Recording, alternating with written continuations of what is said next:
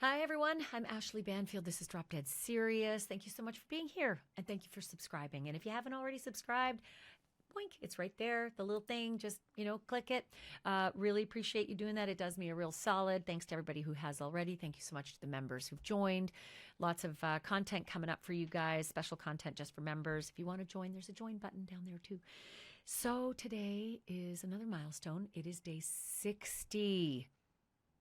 Day 60 in the Nancy Guthrie investigation. 60 days since Mrs. Guthrie disappeared. And I'm learning something else from my sources in the investigation, and that is that at this stage, they are now running down the contractors and the subcontractors and doing the interviews. Can you imagine the number of people that you'd have to find? And then just getting through all of those interviews, the ones who will agree to it. I've got information on how messy that can be in just a moment from a guy who has been to this rodeo before.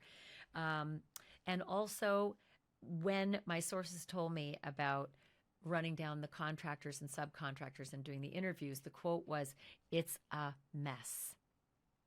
It's a mess." Think about this for a minute, okay? Your own home excluded. Just think about every other home out there and all the things that happen at your home where strangers are on your property, right? Maybe some painting, maybe some roofing, maybe some yard work. A lot of people get yard work. Delivery people, those aren't really contractors, but how about the TV repair, the guy that moves the fridge, the guy that removes the old mattress, the folks that clean the pool, the folks that fix the window. I mean, the list is endless. And that's not even taking into account, did you have any, construction done? Did you have any remodeling done? Any interior renovations, exterior renovations? What about that casita? Was that guest home renovated in the last little while? Something fixed? The electricians who come in, the plumbers. There's just an endless list of people who work on our homes, right? Mrs. Guthrie had money. It was a nice home. Not a ton of money, but enough to have people help her with the pool and the yard. The yard is meticulous. Must have had some electrician work done at some. The air conditioner guys. I mean, there's just an endless list of folks that come to the home to do work. And that is the list they're running down and doing the interviews now. The contractors, the subcontractors. And may I remind you, it's not just at Mrs. Guthrie's home. There's work being done in all those homes surrounding her house. People driving by and seeing Mrs. Guthrie maybe on one of her good days when she went down to the post box and got her mail. And somebody could have seen, there's a vulnerable woman. There's an older woman. I think I'll scout that out and see if she lives with anybody and see if any of the doors are unlocked at night. Is that who did this? Is it somebody who was working on someone else's home? Is it someone who was working on her home? Somebody had an idea. Somebody got an idea. And somebody planned this fairly meticulously. Now that we know that the back kitchen screen door was propped open with Nancy's flower pots, right? And that the back gate was propped open with Nancy's flower pots. This is information from my sources as well. These are in my back episodes. Just take a peek back. And one of my back episodes is particularly of interest now that I've learned about the interviews going on with the contractors and the subcontractors.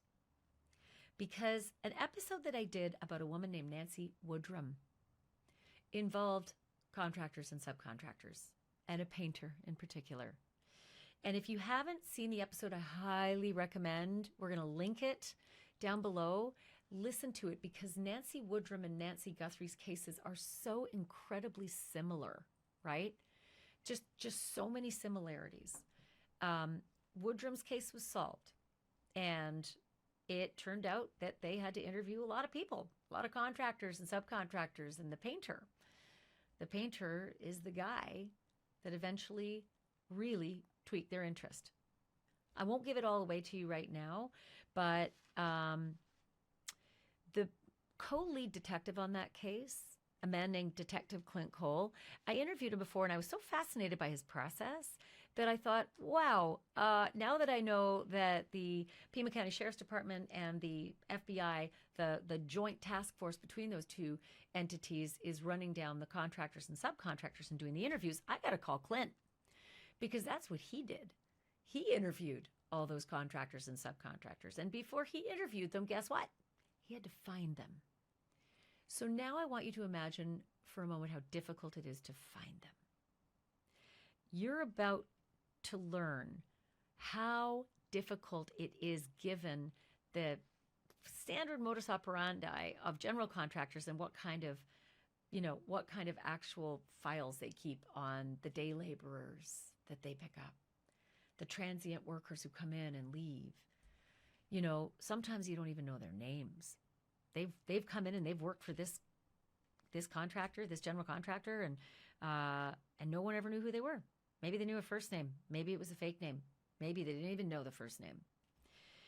But when that seems really hopeless, because to me that seemed really hopeless, Clint Cole, Detective Clint Cole, made me feel a little bit better based on Nancy Woodrum, his case, and some of the ways that she spoke from the grave and what they found in her house that led them to a lot of names they might not have known otherwise. You're going to hear what that was. And I foresee some of the similar circumstances playing out in Nancy Guthrie's case. Just because of the person that Nancy Guthrie seemed to be. Very organized, meticulous, tidy. Another one of our episodes from last week, I think it was Friday, maybe we dropped it on Saturday. My sources had told me that home was meticulous. It did not look like there was a crime committed anywhere in that home, except for that front entrance. Inside and outside her front door, a blood pattern that goes from the inside front foyer area, and the pattern continues the same way to the outside front entrance of her doorway, the tiled outdoor area, and then down the front walk. So, but for that, and the man in the ski mask on camera, my sources last week told me in the episode from Saturday, it just didn't look like a crime had been committed there. And here's the quote, it looked as though she had just gotten up and out of bed and walked out of that house and disappeared. But for the blood and for the guy on the doorbell cam. So there's some similarities and some differences between Nancy Guthrie's case and Nancy Woodrum's case, but the investigating, the questioning, the tracking down of these contractors and subcontractors, all that kind of process is very same. It's very similar, right? So that's why I was so interested to talk to Clint Cole about the process that they employed to get all those contractors, figure out who they were, track them down, convince them to talk, because you don't have to talk to anybody, right? If a policeman comes knocking out your door, you're not compelled. You don't have to talk to them unless they find probable cause to subpoena your phone and compel you. But you have a right to remain silent. So how do you get these guys to talk? How do you do these interviews? Clint is amazing. He's got some secrets. He's got some tips. He's been at this game a long time. He has something to say about experience, which if you watched my episode yesterday, you'll know. The lead investigator on the Nancy Guthrie case was assigned this case. He's a 2-year homicide detective veteran. That's it. He had 2 years in the homicide unit as a detective. So not a bastion of experience, right? That's not the same with Clint Cole. This guy's been at it forever. He'll tell you why experience was so critical and why it actually played out really importantly in the Nancy Woodrum case. And here's something that he said that I hadn't even thought of, because it happened in his case. He said they may have already spoken to their suspect. They may have already spoken to him. Because in Clint Cole's case, in the Nancy Woodrum case, they had already spoken to him. Gives me the heebie-jeebies just thinking about it, but it's advice that many detectives will tell you, apparently. So you're going to hear about that in a second. But I think one thing that's super critical is how organized was Nancy Guthrie's life. Because Nancy Woodrum was very organized, and it helped. Did Nancy Guthrie's organization help as well in terms of finding all these contractors and these subcontractors that they are now in the process of interviewing, according to my source? So all that's coming. And like I said, you should check out the episode. I'll link it, as I said, below, about Nancy Woodrum's case. Nancy Woodrum's case, very similar, with one huge difference that we know of, because we don't know what happened to Nancy Guthrie. We do know what happened to Nancy Woodrum. We do. And she was murdered. And they did find her body. So super interesting to hear that. But I want you to listen now as I run down this new information, but also as I go through some of the other information that we've learned this week, and that is about the flower pots being used to prop open the back kitchen doors, right? The screen door and the kitchen door. It's one entrance, two doors, hence plural. Nancy's flower pots used. I had this in the episode 2 days ago. Nancy's flower pots used to prop open those the two doors that lead into the kitchen from the back patio. But the back gate also propped open with Nancy's flower pots. And what Clint Cole says about that, given the crime scene as well. I should give you this caveat. He has to be very careful because he's still an active homicide investigator, that he can't speak specifically to Nancy Guthrie's case. But since there's so many similarities, he can certainly tell you what that would have led him to do on Woodrum's case, and also how those similar things played out in Woodrum's case and what he did. So it's super interesting. So here is my conversation with Detective Clint Cole. He's retired, but he's still working as a reserve officer with the San Luis Obispo County Sheriff's Office. He is also not just known for Nancy Woodrum solving that case as a co-lead detective, but he's also known for his work in the cold case and unsolved unit. He solved multiple high-profile cold cases, including the Kristen Smart killer, right? So he knows a thing or two. He's got the experience. So here's my conversation with Detective Cole. Detective, talk to me a little bit about the process of turning your attention in an investigation towards contractors. It cannot be easy. No, it's not. In our case, we had quite a few contractors on scene. In the case, in our Nancy Woodrum case, the house had been sold, the large house that was owned by our victim, and they were doing final escrow repair work. So we had plumbers, we had electricians, we had just general contractors, painters, and so I would guess probably 10 to 15 different contractors who were coming and going, and the difficulty is some weren't always checking in, like they were a subcontractor and they would just show up. And at that point, if you've got that lump on your desk, how do you categorize and methodically try to make a grid of who was there when, doing what, and who are they, and how do I contact them? One of the things that helped us is the realtor that had sold the property was pretty heavily involved in getting the repair work done. And so he had a list of the main contractors that were on the property. So that was helpful. But for example, one of our contractors, a guy by the name of Sean, he was in charge of doing most of the general contracting work. Well, he had at least two people helping him that the realtor didn't know about. And so just because we kind of were lucky with our realtor knowing and was doing the hiring, our victim wasn't doing the hiring.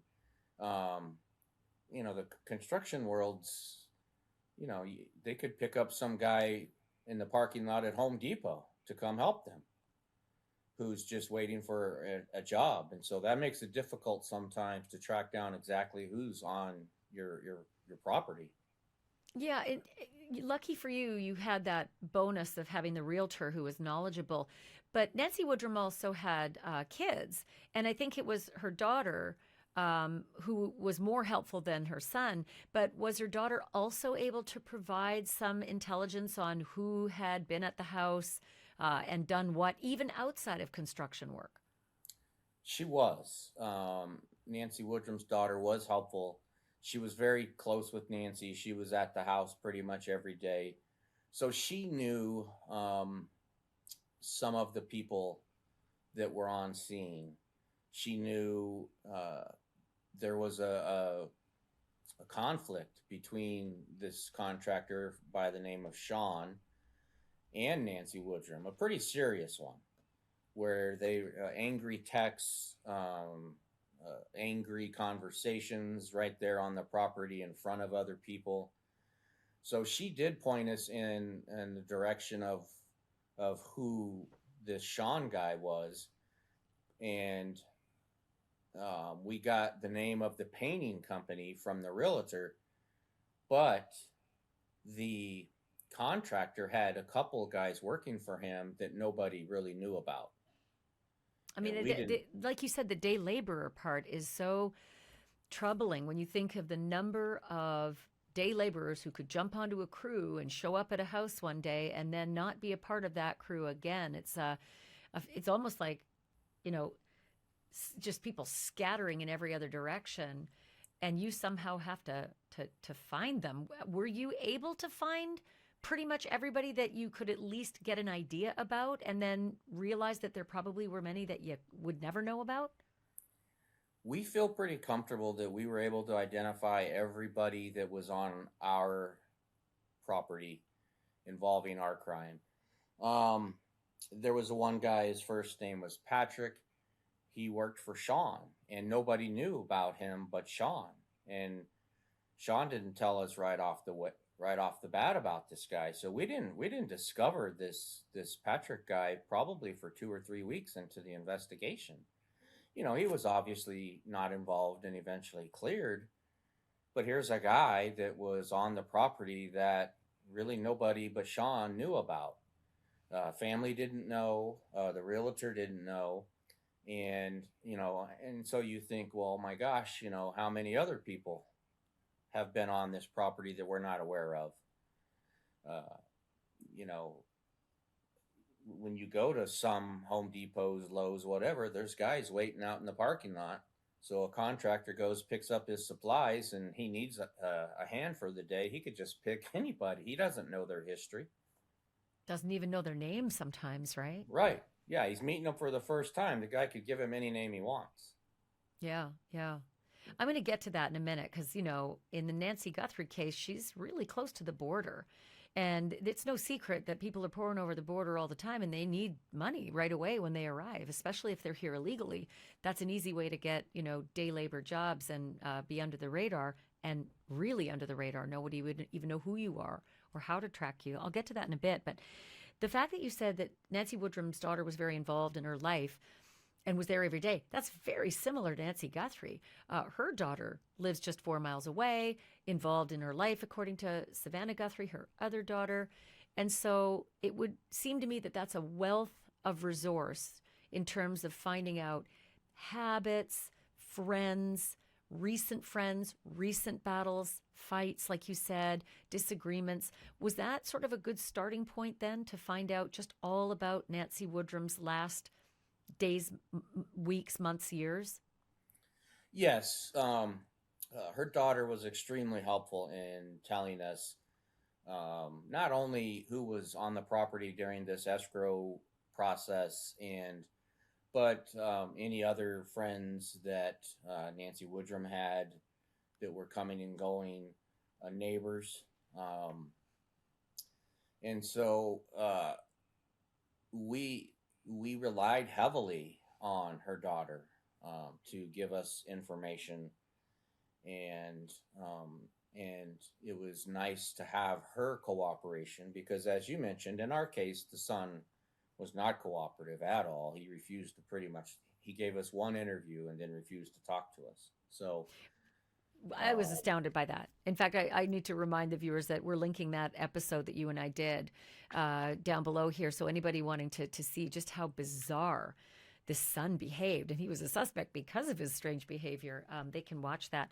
The other thing I wanted to ask you about is how Nancy Woodrum kept her own calendar and her own contacts and her own files, because it would seem to me like Nancy Woodrum was in her 60s, Nancy Guthrie is in her 80s, but they might keep very meticulous files about work done, checks paid, to whom, phone numbers, contact numbers, address books, even, the older folks sometimes still have a filofax with phone numbers written down. Did you find that with Nancy Woodrum? We did. It's a great point you bring up. Nancy Woodrum was extremely organized. Mm.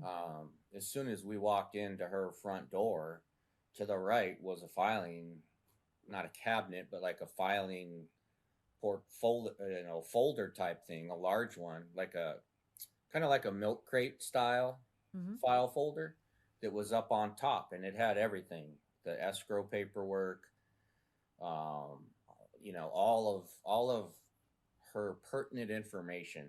And then on her table, we were lucky. She had notes. She had exactly what you described, detailed notes on this date and time, Sean Bloom and I, discussion over money, or, whatever the situation was. Nancy Woodrum did have several yellow, legal notepads of notes, basically from the start of when she listed the house up to right before she went missing. That's a windfall for you. And I should mention, until you see that episode, if you don't know, folks, Sean Bloom was not the killer of Nancy Woodrum. It ended up being a painter who had been on the property, sort of a last thought, because everybody else who came across, in this case, just seemed so guilty just with their circumstances. But it's just a great lesson that those who look super guilty at the beginning aren't necessarily your guy. So this is what we wonder about in the Guthrie case, learning that the contractors and subcontractors are being interviewed and that, quote, it's a mess. I imagine that the border town issue that I just brought up earlier would add a real wrinkle to trying to find everybody who'd ever stepped foot as a landscaper, as a painter, as a day laborer, as just brawn. For anybody who'd stepped foot onto Nancy Guthrie's property, this would be really hard for police officers and for detectives. Yeah, it is. I can imagine in a town closer to the border where it would be even more difficult than what we dealt with. There are people that are, in the United States that don't always provide their correct identity. It's, I'm not being critical, it's a fact. And yeah, I can imagine that it would be very, very difficult in a town in that area, because it was difficult for us, and we're not near the border, and these contractors just have a tendency to, at least in our case, the contractor, he was unorganized. He wasn't, he didn't have good notes, like, payroll sheets and stuff. He didn't have any of that. He was just kind of writing cash. By cash and by the seat of his pants. He wasn't a well-established contractor, I guess would be the best way to describe it. And so luckily, our painter, where our suspect, even as you mentioned, was working, the painter, he now was very organized. He knew exactly who he had on that property, on what days and what hours. And so once we identified our painter suspect, then we knew exactly what days. But in the other case with Sean, we didn't know. I mean, Patrick, the guy that worked for Sean, he didn't even remember what days he was there. Quick note from my sponsor. Let's face it, I cover some of the darkest crimes out there, but let me tell you, some of the scariest stuff, it is happening quietly right there behind your screen. Your name, your phone number, your home address, all floating out there online. And it is not because you did anything. You didn't give it away. Somebody sold it. Data brokers. They're tracking you. They know what you buy, what you search, what meds you take, and even where your kids go to school. And now, if you load AI on top of that, it's like handing a loaded weapon to a scammer. It's pretty chilling stuff. But here's what most people don't know. You actually have the legal right to make your data brokers delete the information, right? You can tell them, take it off. The problem is doing it yourself could take years. It's why I use Incogni. Incogni does the dirty work for me. They go straight to the companies and they demand that they remove my personal data, and they'll do it for you too. They even offer a custom plan called Unlimited. You flag a site that is exposing your info, and Incogni's privacy team goes after it directly. So this isn't just peace of mind, this is power. And if privacy matters to you, and it should, go to incogni.com/dropdead and use my code dropdead because I got you 60% off. You're welcome. 60. Again, that's incogni.com/dropdead. Use the code dropdead and start taking your data off the market today for 60% off. How many other, we were talking earlier about construction at Nancy Woodrum's, but there are so many other reasons why people would show up, people you've never seen before and may never see again on your property. Just off the top of my head, like a gutter cleaner, landscaper, driveway repair, roof repair, camera installation, even that seems so ironic. But if you're installing security cameras, there are guys who got to be brought in for that as well. I mean, were you able to run down all of the possible kinds of people and workers who'd been at Nancy Woodrum's home? Because this is what I'm imagining they've been doing over the last 60 days in the Nancy Guthrie case. I feel pretty comfortable that we did identify everybody that was on that property before Nancy Woodrum went missing. But can I say 100%? No, because, people forget, maybe one guy's not available one day, so you call another buddy, and then you forget about that because, like as I said, the main contractor was unorganized, didn't keep notes, didn't have, anything at all. And so, but I feel pretty confident that we identified everybody. We were lucky. We had the realtor who was keeping pretty close ties. Yeah. And Nancy Woodrum was taking good notes. And so Nancy, when we learned about the Patrick guy, we went through Nancy's notes again, and sure enough, Nancy Woodrum had made a note that some guy named Patrick was on property. But that's all she knew about him, was that he was helping Sean and his name was Patrick. And of course, this is just a piece, it seems like the picture you're describing is this Herculean task to run down all of those people and the ripple effect of who those people associated with and hauled on for a day here and a day there to come to the property.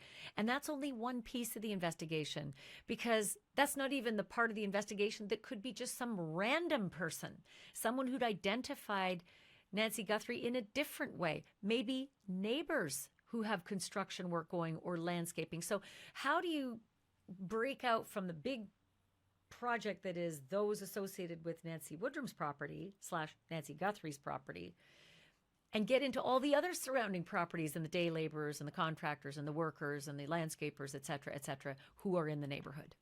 Well, what we did is we did what is pretty common, is a neighborhood canvas. We went to all the surrounding neighbors and we asked them those exact questions you just mentioned. Have you had any construction work, any type of, cable TV, satellite, you name it, whatever would bring someone to somebody's house to do work, plumbers, electricians, that stuff happens every day. And so we did a huge neighborhood canvas. We made sure we went to every single house within a certain area around Nancy Woodrum's house. And we asked all those questions and tried to identify anybody, as you said, a drifter that, it's not uncommon for, somebody to see a transient type person or somebody walking and offer them help. Sure. And That's all of what us, happened in Elizabeth Smart's case. The Smarts offered their love and their care to the man that came into their home and eventually came back and stole Elizabeth. So, yes, you're absolutely right. Those who are trying to help can often become victimized, which is so sad. I just keep thinking about how unwieldy those numbers are, though, Detective Cole. Like, you're talking about potentially hundreds of people over several years who have, worked on the Woodrum property slash now I'm thinking Guthrie, but then all of the other hundreds of, people on projects at surrounding homes. At what point do you have to stop the concentric circle and just say we just don't have the manpower anymore to look down these rabbit holes? yeah, well, at some point you do have to just like, okay, um, let's focus on, you do your we did our neighborhood canvas. We even asked, like, up here, the electric utility is Pacific Gas and Electric, PG&E. So, people come and read meters once a month, usually. And so we asked about, that kind of stuff, and at some point, you kind of compile a list of, you know, neighbors, and we were lucky. There wasn't a lot in surrounding neighbors. There wasn't a tremendous amount, but I could only imagine how difficult it would be if there was, and you have, another 10 or 15, because even though Nancy Woodrum lived in a rural area, there was quite a few neighbors around her. That's the same with Nancy Guthrie. Yeah, and so at some point you're right. You just have to, like, okay, all right, we've done our due diligence. Now what we did is we then went back and focused on the guys that we knew were at her property and started working on them first. We figured they were the most likely. If there was a contractor, 3 weeks earlier, a mile down the road, we could deal with him if we needed to. If we had, if we couldn't find our suspect, we've identified him. Keep his name in our memory bank. But then you go back and you focus on what is most logical, reasonable, and Start in that start tight working. circle. Yeah, Yeah. it's And usually then going when to you be a tight run out, circle. yeah, Right. when you run out, you start moving to the contractors everywhere else.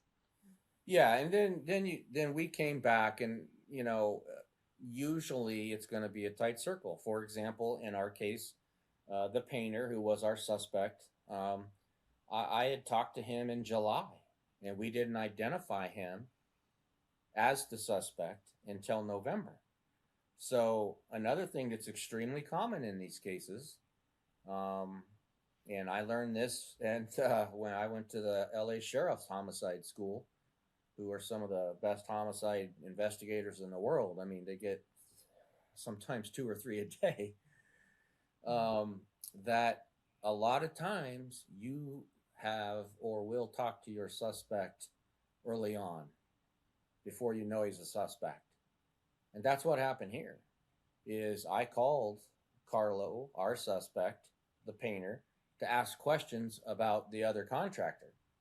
And The of one that course looked more suspicious, right? right, and of course he couldn't wait to say all these things about the other contractor. Um, so that's something that I've learned personally, and that I use and keep in the back of my mind.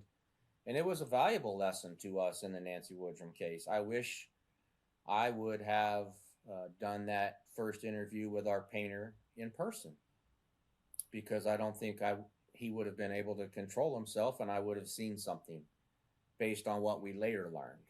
So it's critical, Hindsight. you're saying, to have the kind of work I'm imagining, is going on right now with the Guthrie case and going through all the contractors and subcontractors. Some of that is not face to face. Some of that is just via telephone and email and text messaging. Well, it can be. Yeah. In our case, we made the decision, and looking back, it was not the best one, because I believe our suspect, who eventually confessed, as you know, and took us to the body, I believed he wanted to kind of like get this off his chest. It was bothering him. And I think 100% he would have not been able to control himself in July had I met with him in person. That's just my opinion. He may Yeah. have, but I don't think so. And so from that point forward, my policy is I don't care what type of uh, suspect it is in a homicide case. Obviously, if we're collecting genealogy of an innocent person, that's different. But if you're not sure of a potential person of interest or suspect in a homicide, my new policy is you meet them in person. So there's my next question. Getting the interviews, because I'm trying to figure out what the process is in the Guthrie investigation as they go through all of these contractors and subcontractors. Are they requesting a voluntary conversation with these people? And if so, I can see how that would transpire. What if they say, forget it, not interested, I don't want to talk to you? In most cases, you cannot make anyone talk to you. Um, they have a right not to discuss it, even if they're not a suspect. They don't have to talk to us. So what's your next Um, step? you have to try and get that information through other means, through other people. Um, there's things, cell phone and stuff. We were able to get cell phone technology, so we knew who was on Nancy Woodrum's property the night she went missing. That's a big way of okay, you don't want to talk to us. Okay, that's fine. Well, we were able to know exactly who was on that property the night she went missing. But So, super hard to get a subpoena and get enough probable cause to have a judge sign off on a subpoena to get someone's cell phone to look through their messaging or look through their apps that might say where they've been. How do you get there? I mean, if you literally have a list of 100 or 200 people, and let's say 25% of them say, forget it, not talking. Uh, how do you? I mean, there's no probable cause there, just being a name. you're in a bad spot because you have to have probable cause and a search warrant, which takes probable cause, as you said, for a judge to sign to get those cell phone records. And when we were lucky when we did our case, we had a Google Geo fence. Well, those are pretty difficult, if at all, to get now. And that told us everyone that was on the property. So we were able to write one warrant that told us everybody. Those are very difficult to get now. And so if you don't have probable cause and a person refuses to talk to you, there's not a lot you can do. I mean, you can try and build around them, talk to other people that know them that were on scene. Okay, yeah, we saw this guy and Nancy Woodrum having multiple arguments. You can always get your victim's cell phone. It's what we did. We Sure. got her cell phone records, which showed these text messages of these arguments between her and the contractor. So even But though you again, may as a not be reminder able, I just want to remind the listeners and viewers that those arguments weren't the cause. Like this wasn't the guy. That it seemed like you had the guy when you've got the arguments going on between the contractor and Nancy Woodrum. Turns out it's not him, which is just again so frustrating because all that work product gone. You got to turn your attention elsewhere. yeah, no, and it ended up being the quietest guy in the entire group of people. There was a realtor who was another realtor who was upset at her. The contractor was very upset at her. Um, and then our suspect is eventually this quiet little passive painter. Who thinks Who, Nancy's just lovely? Who yeah, had, she offered me tamales. She was so nice to me. yeah. He, Yeah.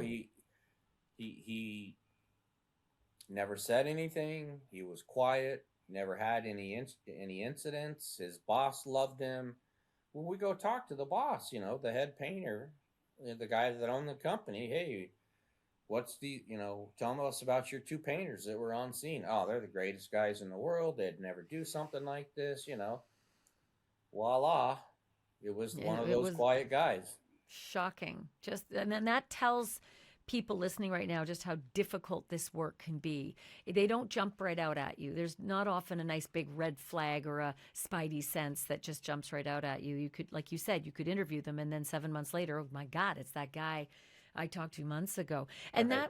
that brings me to the timeline of how far back are you going when you're looking at laborers and workers and TV repairmen and refrigerator movers and all the people who've had contact with that home. How many years back can you go in terms of resources, and how many years back should you go? Well, how far back I would, we went kind of depended on what we knew at the time. So we knew we had several people that were currently involved in issues with our victim. Um, I guess if I were to not talk about any other case, but just as a way of doing things, if we didn't have those in the Nancy Woodrum case, if we didn't have Sean and the other realtor and some people to look at, we would go back as far as possible. As far as you can trace people there. You just Keep in keep going. mind, yeah, you just go until as far as you can would be what we would have done had we not had our suspect finally come to light with Google geofence. But prior to the Google geofence coming, that was 7 months. We were stuck. We cleared some of the obvious people, and keep in mind she had an Airbnb, a rental.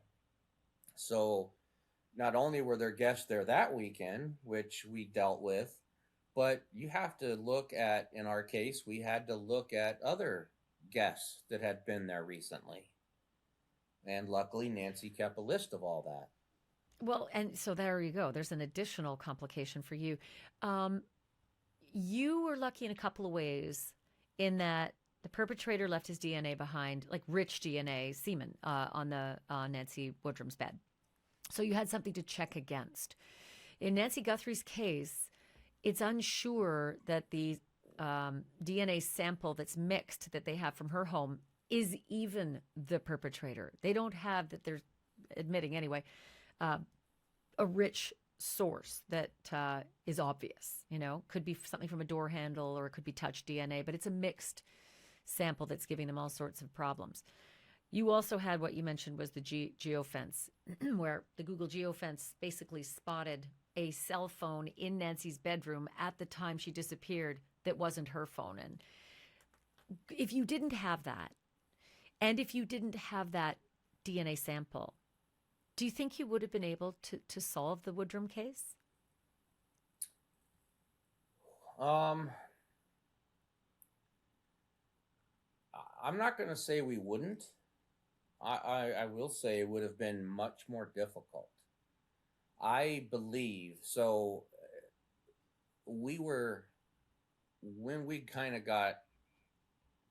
had cleared most of the other people and we had kind of got to a place where we were a little stuck, we were going to go back and re-talk to the painter who was our suspect and the guy painting with him.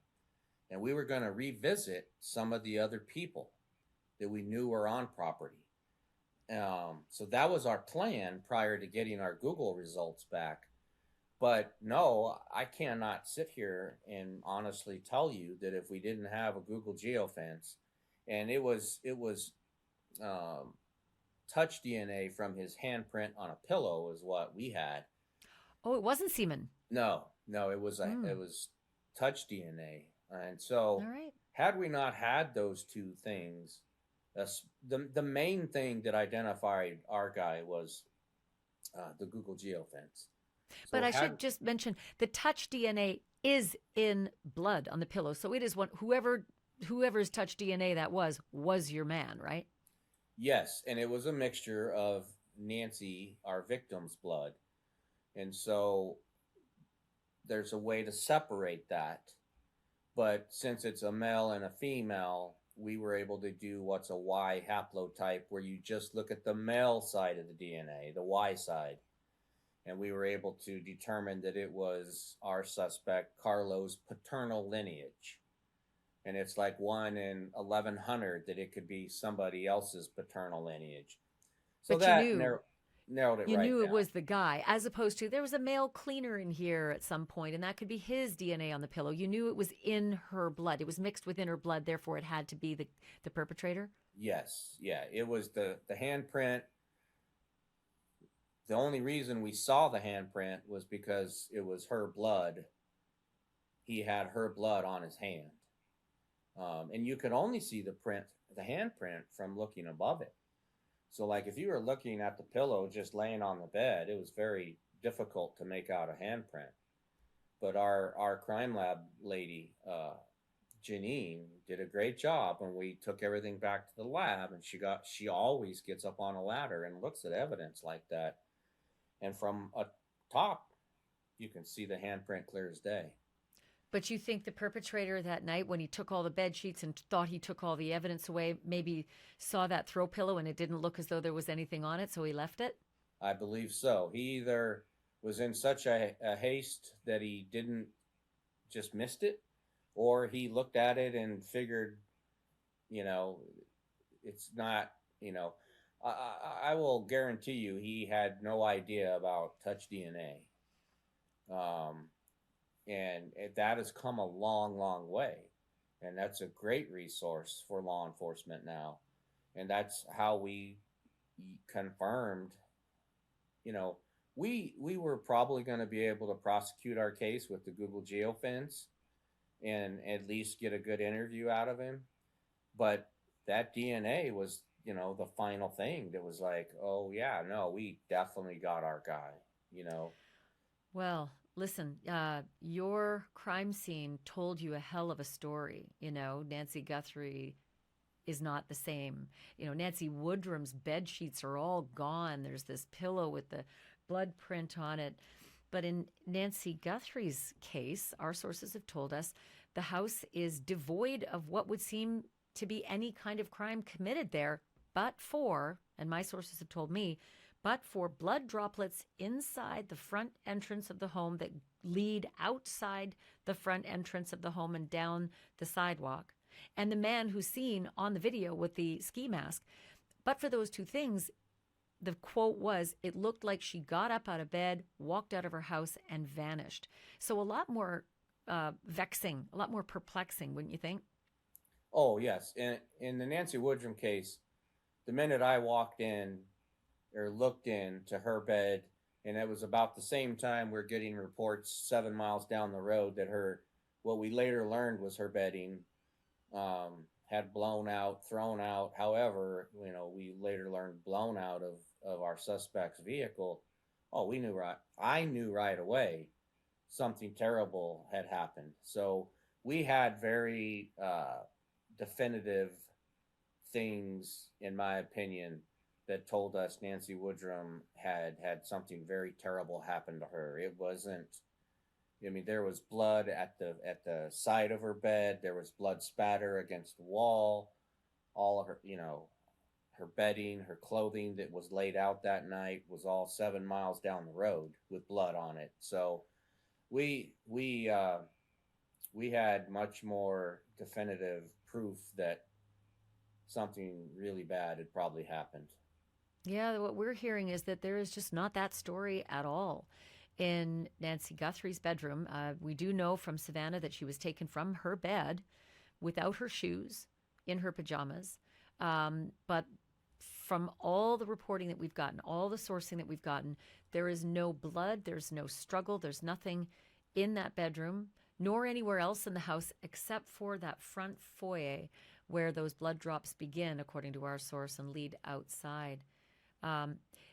The most recent thing that I've also learned is that the perpetrator propped open her kitchen screen door, which was a double door, screen and a wooden door, propped open that screen door with her flower pots, and also propped open the back gate to her home, and yet still exited with Nancy out the front door.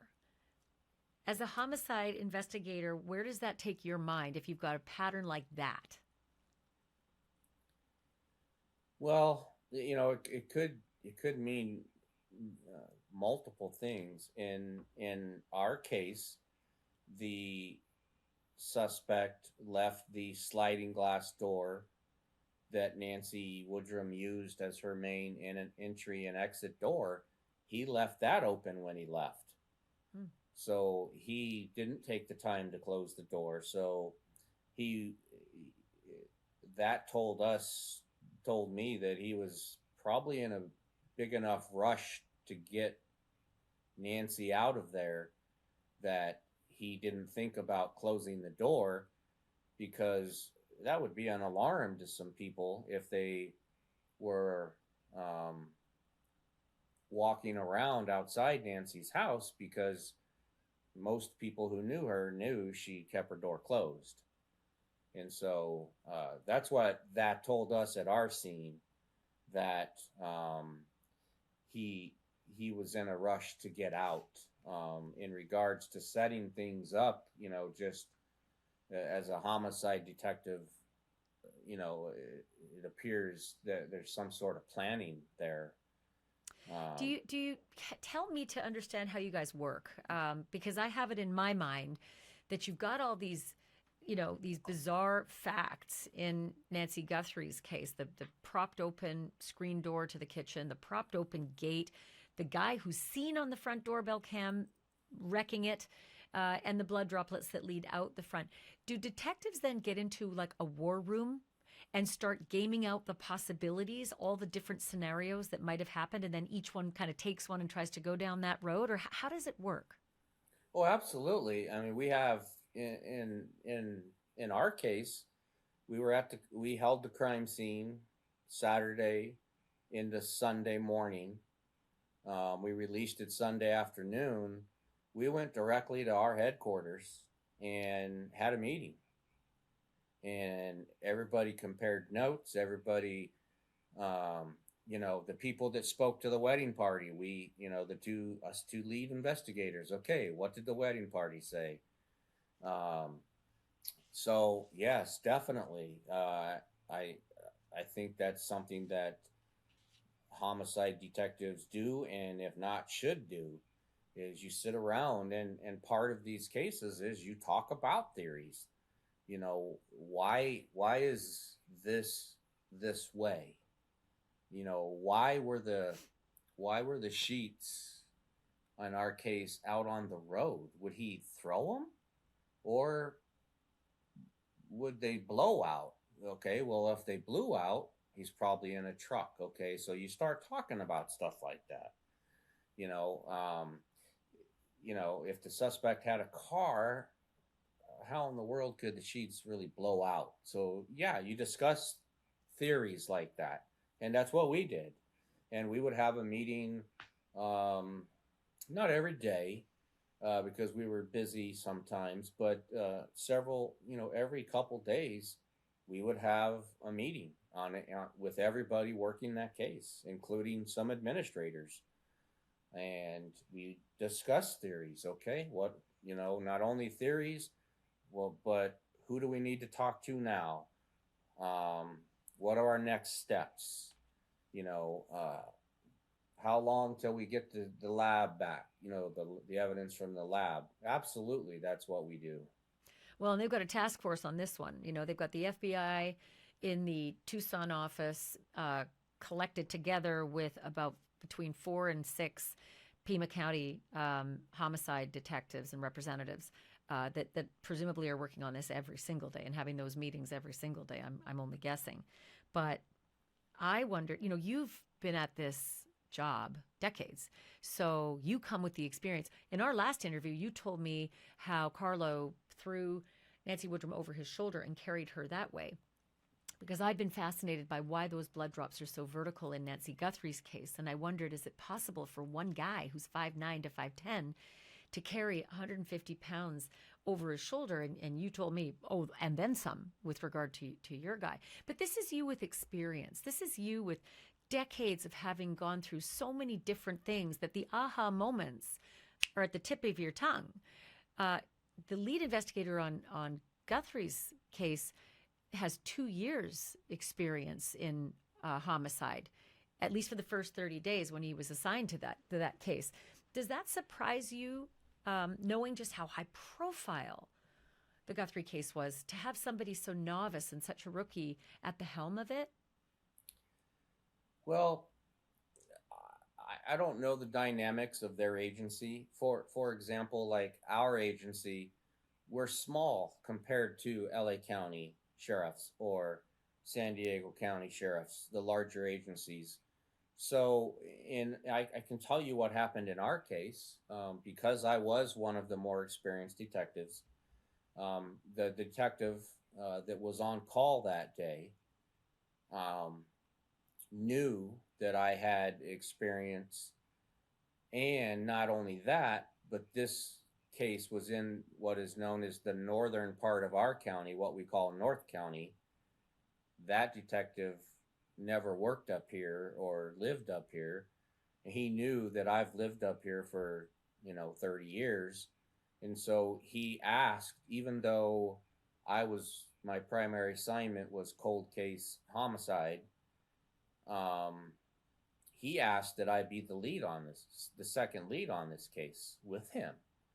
And so that's what we did, because he felt, and him and I have discussed this recently, where he just felt that he wanted my experience. And so I had solved a couple of other cold cases, and this was going to be his first homicide, and so he asked for a more experienced investigator. That's what we did. Yeah. Well, it's what the layperson over here on this end of the mic thinks would happen. Like, you want the most experienced person to lead one of the biggest, most high-profile, vexing cases that your county's had in 20, 30 years. It just doesn't seem like. And I don't know about this lead detective's life in the community. Maybe he's got 20 years, 30 years, I don't know, of living in that community. So he's got a richness there that is valuable. I don't know that to be the truth. I am curious, though, about the interviews. Given that we know interviews are going on now, the interviews of the contractors, subcontractors, when you're in the room doing those interviews, is it like the movies, good cop, bad cop? I mean, how does it usually go down? I'm not a big fan of the good cop, bad cop thing. Um, I worked sexual assault cases for 5 years before I started into homicide, and in those types of cases, if you're trying to play a bad guy or a tough guy role with somebody who's committed a sexual offense, especially against a child, they're not going to talk to you. So how we did this interview was, we planned this interview. Believe it or not, we planned this interview for several days. We had been tracking Carlo, our suspect. We knew he was a golfer. We knew he took his kid to school every morning while the wife stayed home. We knew, he was busy painting every day. He wasn't, out messing around. He had a good job. So what we did is we planned our interview. We sat down, my partner Dave and I sat down, and we literally planned the interview for at least 2 days. We had a list of questions. They were in order the way we wanted them to go. And we knew exactly when we were going to turn the heat. And it was planned. So neither one of us ever slightly raised our voice. We constantly made sure he understood. Do you have questions? So that's how I like to do an interview. Very calm. And a lot of times the best thing you can say is nothing. Ask a question and let the person answer. And when they're done, or you think they're done, let them think about it for a little bit longer. A lot of times they'll just keep spewing something out. I don't like to. I don't think and it worked in our case. We didn't try and overpower him. We didn't try and overtalk him.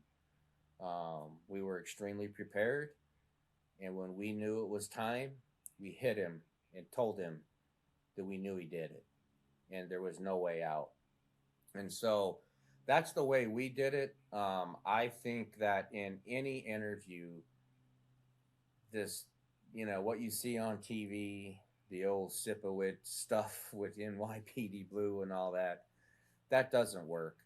That's, in my opinion, that's not. Uh, there may be a time and place for it, but not in a case like this that we handled. You've got to really kind of play upon their emotions and that sort of thing. I'm not a huge fan of the bad cop thing. So when you began, I'm just really intrigued by how you planned this out. You said you planned your questions in the order in which you wanted to start eliciting information. What was the strategy? Let's ask them questions that are really innocuous, make them think that we're investigating somebody else. Or what was the strategy in how you listed the questions and when you did the go for the jugular? The best, what we wanted to do and what we did do was the reason we had this list of questions. When you get into an interview of that magnitude, it's easy to want to jump ahead. We, where's Nancy Woodrum? Where's Nancy Woodrum? But he's not going to tell you if he doesn't feel comfortable with you. And so the first 45 minutes or so of that interview was nothing but building rapport. Because he took his kid to school every day and the wife didn't have much to do with that, we told him he was the greatest father in the world. We praised him for that. We found out, we knew he was a golfer because we were tracking him. We spent 20 minutes talking about golf, and just a lot of people, it might drive crazy because we took at least an hour of just building rapport, not really letting him know that we were on to him. We asked about Nancy a little bit. Hey, do you know anything more? What have you heard? We asked some real basic questions. And while we were doing this, we're reading him. And when we're talking about golf, his body language is open. He's relaxed. We start asking questions about Nancy Woodrum, even though they're not directed as him as a suspect. His stomach starts gurgling. His body language changes, and that's all stuff we ask all these preliminary questions, because he's real mellow. Oh yeah, I think yeah, I try to be a good dad. And then you throw in, oh, what have you heard about Nancy Woodrum recently? And then his whole body changes. And then you go back to golf, and now he relaxes. And you can gain a lot of information that way. And that's why we planned it. I mean, we really planned that interview. A lot of people in our own agency thought we were being crazy for taking so long, but it paid off. It's amazing advice for the investigators who are working the Guthrie case, because this is apparently what they're doing right now. They're asking these questions. I don't know if they've got their sights set on someone like you did, but they got to ask a lot of questions of a lot of people, it would seem. The other question I wanted to ask you is about bringing in people like you, people who have the experience, deputizing. One of my guests yesterday said he's been sitting on the outskirts, having retired. He's got 7 years experience in the homicide department, and he's just waiting for them to call him and say, come on back in. We need the extra manpower. We need to deputize some experienced guys, and that isn't necessarily happening. Would that be something that would be a decision that you and your folks would make? Like, let's bring in more manpower with more smarts who've been to this rodeo. We're lucky that we have some pretty significant experience in our agency. for example, our elected sheriff was a detective for a very long time. Mm. So he has investigative experience. So when he's sitting in on our meetings with us, he's not sitting in necessarily only as the sheriff. He's sitting in there as a guy who's worked homicide cases and worked these cases. And so as far as us bringing someone from the outside in, I don't think we would do that. Didn't But need it. but we don't necessarily need it. In some other cases that I've worked, now that doesn't mean that you don't talk to people. Um, Dave and I, Advice? Really? Like calling your old colleagues and just bouncing ideas off them? absolutely, we did this, and Dave and I, the other lead investigator, both had gone to LA Sheriff's Homicide School. I'm a huge fan of those guys. They get sometimes 3 or 4 murders a weekend, and we'll get 2 homicides, 3 homicides a year. So Dave and I, we didn't bring them in to work the case, but we certainly spoke to them probably early on a couple times a week, just running things by them. Because although I had a little more experience than Dave, those guys have much more experience than all of us because they work so many homicides.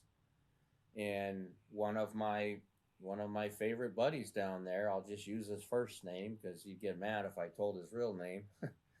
But Phil is an old legendary homicide guy, and he's the one who told me in the Woodrum case, before we identified Carlo, he told us, "You've already talked to your suspect." He's the one who told us that, and I had. And that's experience that is hard to come by. So no, we would not bring anyone in, but 110% we reached out to LA Sheriff's homicide detectives that we knew that had tons of experience and reran things by them.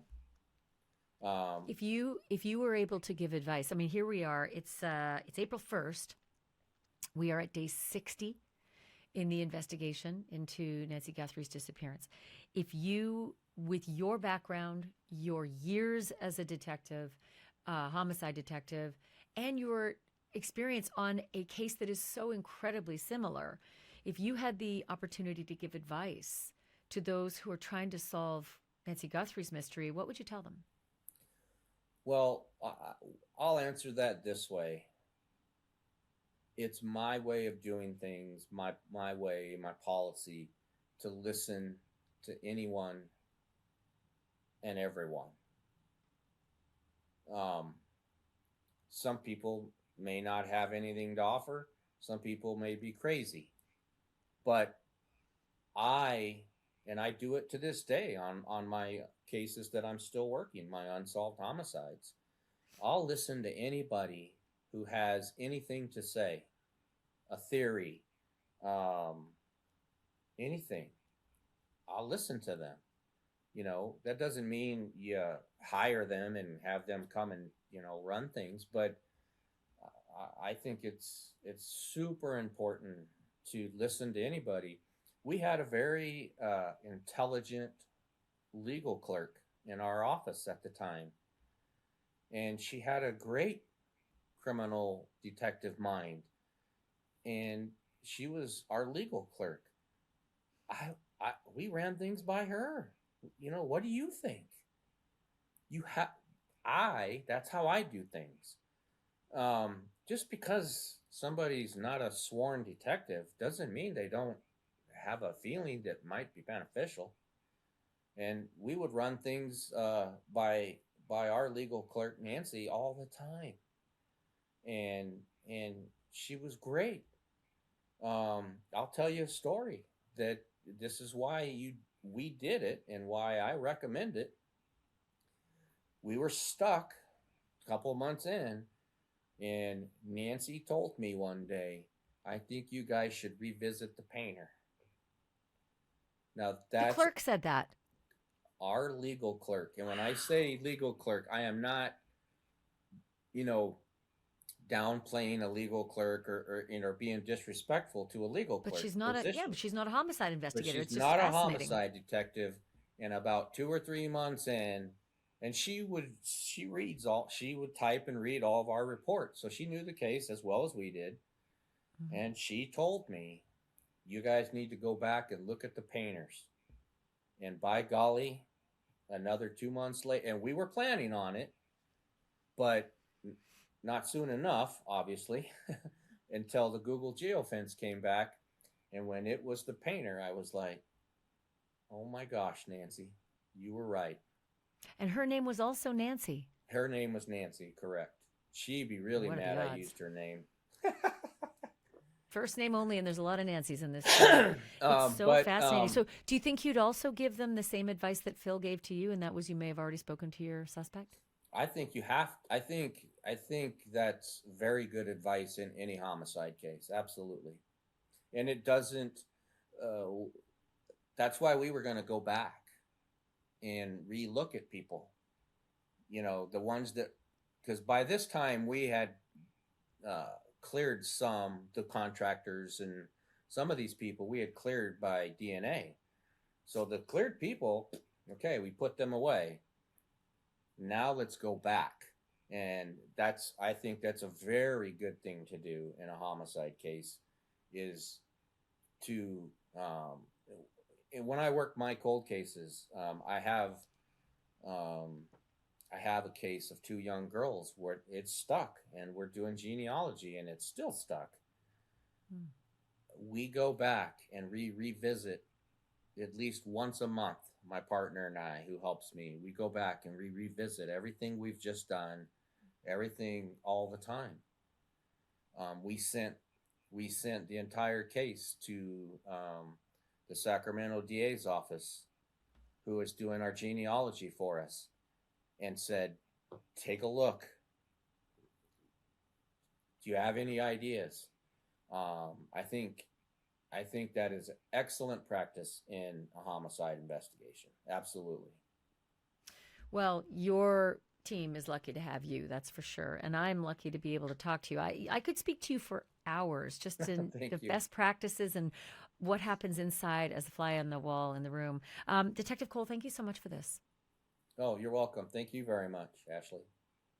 So there you have it. There is my conversation. My great thanks to Detective Clint Cole. I love talking to guys like that because I'm just imagining him in the war room, with all of his other detectives throwing out the theories, throwing out the ideas, and then, one of them saying, aha. And I love the fact that that legal clerk, Nancy, helped them with some of their ideas and said, you need to go back to that painter. That tells you if you're one of those online sleuths, right? We all have ideas that are valuable. Some people go a little crazy. I get it. But you know what? The online sleuths that I have seen as well, especially in the production Don't Fuck with Cats, wow. If you haven't seen that, you got to run, don't walk, and watch Don't Fuck with Cats. It's an incredible story of the online community crowdsourcing, solving a serial killer. Anyway, but it does tell me that, they're just detectives. They're just like us. In some ways, they just come up with ideas and they throw them on the table. And then they try to game them out, right? So to that end, I have a little bit more information that I'm going to be bringing to you tomorrow about a key piece of evidence in the case and something we've been waiting to find out about. My source has told me what the circumstance is with that key piece of evidence. So I'm going to have that for you tomorrow. In the meantime, thank you again for subscribing. Reminder, boink, boink, boink. It's right there, the little guy. It's free. It's easy. It's fun. And then you don't miss any updates when I have updates to bring you. Plus, I really appreciate it. It does me a big solid when you subscribe. So thank you. And then also, I hope you join. I hope you join our little, membership community. I drop a lot of content just for the members. And I do these Q&As a lot of times where we just basically shoot the shit. And it's an ask me anything you want. And the last one, I think, went 2 hours or something like that. So if you join, you get to be a part of that as well. Thanks so much for listening. Thanks so much for watching. And do remember, truth isn't just serious. It's drop dead serious.